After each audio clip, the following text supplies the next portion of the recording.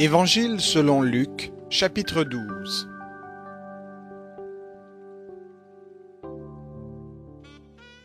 Sur ces entrefaits, les gens s'étant rassemblés par milliers, au point de s'écraser les uns les autres, Jésus se mit à dire en premier lieu à ses disciples: « Gardez-vous du levain des pharisiens, qui est l'hypocrisie.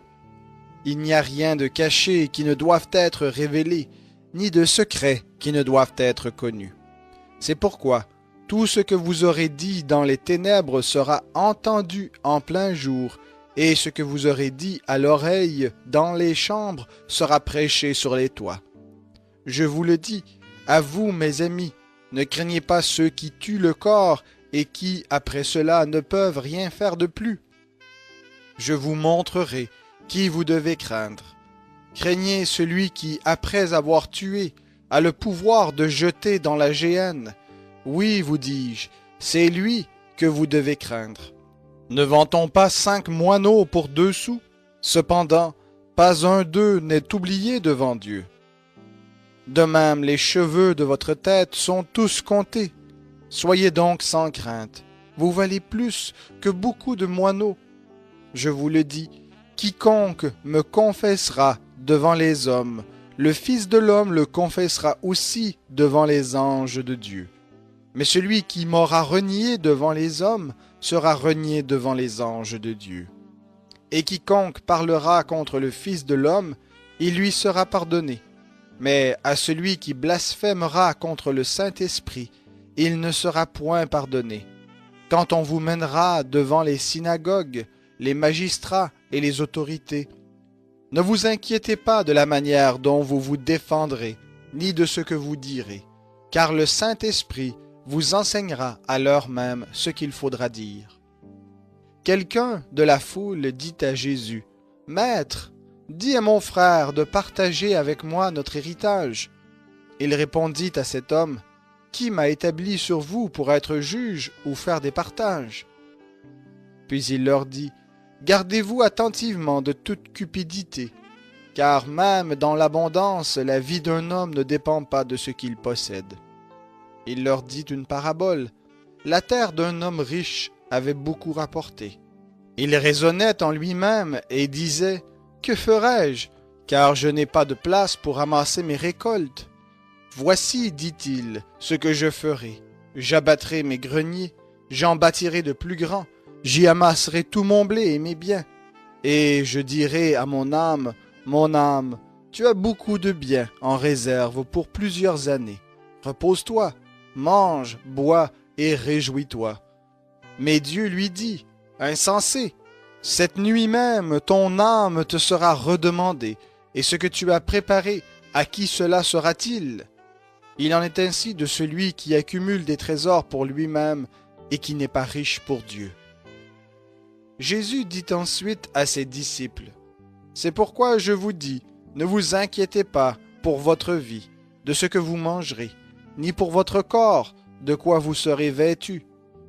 Car la vie est plus que la nourriture, et le corps plus que le vêtement.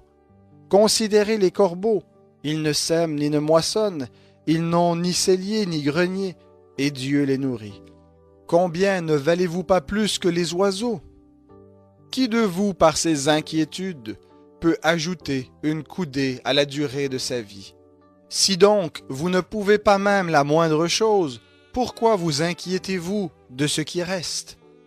Considérez comment croissent les lys. Ils ne travaillent ni ne filent.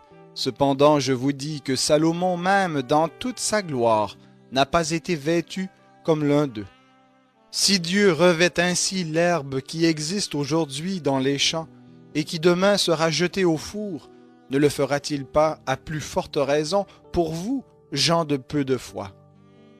Et vous, ne cherchez pas ce que vous mangerez, ni ce que vous boirez, et ne vous tourmentez pas. Car tout cela, ce sont les païens du monde qui le recherchent. Votre Père sait que vous en avez besoin. Cherchez plutôt son royaume, et cela vous sera donné par surcroît.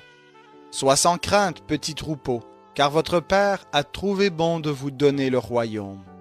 Vendez ce que vous possédez, et donnez-le en aumône. Faites-vous des bourses qui ne s'usent pas, un trésor inépuisable dans les cieux, où il n'y a pas de voleurs qui approchent, ni de mythes qui détruisent. Car là où est votre trésor, là aussi sera votre cœur. Mettez une ceinture à vos reins, et que vos lampes soient allumées. Et vous, soyez semblables à des hommes qui attendent que leur maître revienne des noces, afin de lui ouvrir aussitôt qu'il arrivera et frappera. Heureux ces serviteurs que le maître à son arrivée trouvera veillant. En vérité, je vous le dis, il se ceindra, les fera mettre à table et s'approchera pour les servir. Qu'il arrive à la deuxième ou à la troisième veille et les trouve ainsi, heureux sont-ils. Sachez-le bien, si le maître de la maison savait à quelle heure le voleur doit venir, il veillerait et ne laisserait pas percer sa maison. Vous aussi, tenez-vous prêts, car le Fils de l'homme viendra à l'heure où vous n'y penserez pas. Pierre lui dit, « Seigneur, est-ce à nous que tu adresses cette parabole ou à tous ?» Et le Seigneur dit, « Quel est donc l'intendant fidèle et prudent que le maître établira sur ses gens de service pour leur donner leur ration de blé au moment convenable? Heureux ce serviteur que son maître, à son arrivée, trouvera occupé de la sorte. Je vous le dis en vérité, il l'établira sur tous ses biens.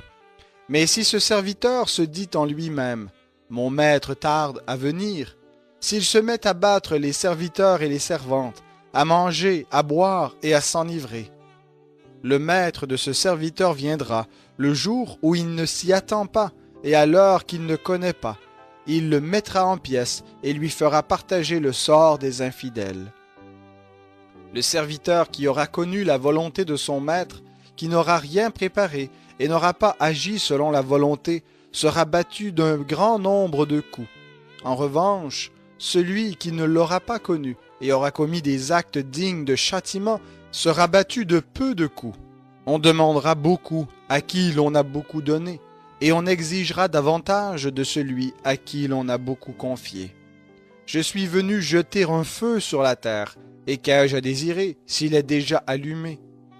Il est un baptême dont je dois être baptisé, et combien je suis pressé qu'il soit accompli. Pensez-vous que je sois venu donner la paix sur la terre? Non, vous dis-je, mais la division. Car désormais, 5 dans une maison seront divisés, 3 contre 2 et 2 contre 3, père contre fils et fils contre mère, mère contre fille et fille contre mère, belle-mère contre belle-fille et belle-fille contre belle-mère. Il disait encore aux foules, « Quand vous voyez un nuage se lever à l'Occident, vous dites aussitôt la pluie vient, et cela arrive. Et quand vous voyez souffler le vent du midi, vous dites il fera chaud, et cela arrive. Hypocrite, vous savez distinguer l'aspect de la terre et du ciel, comment ne distinguez-vous pas ce temps-ci? Et pourquoi ne discernez-vous pas vous-même ce qui est juste? Lorsque tu vas avec ton adversaire devant le magistrat, tâche en chemin de te dégager de lui, de peur qu'il ne te traîne devant le juge, que le juge ne te livre à l'agent et que l'agent ne te mette en prison. Je te le dis, tu n'en sortiras point que tu n'aies payé jusqu'à la dernière petite pièce.